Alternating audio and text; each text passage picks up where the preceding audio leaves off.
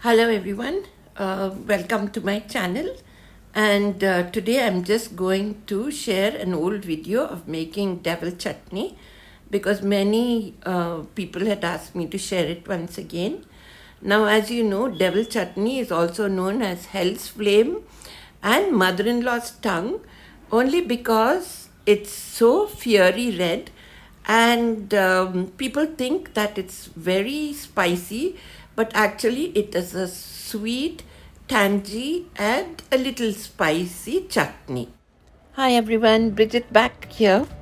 Today it's going to be just a very famous Anglo-Indian devil chutney. So what you need is 2 medium onions chopped roughly. Put it in the small jar of your blender. Add 1 teaspoon of chili powder or 2 whole red chillies, 2 teaspoons of sugar, okay, 2 tablespoons of vinegar. You could use lime juice if you like, quarter teaspoon of salt, and then you blend all together till smooth.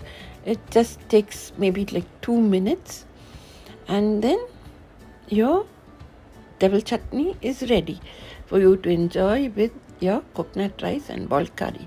So if you like this video, please like and share it and subscribe to my YouTube channel. Thank you.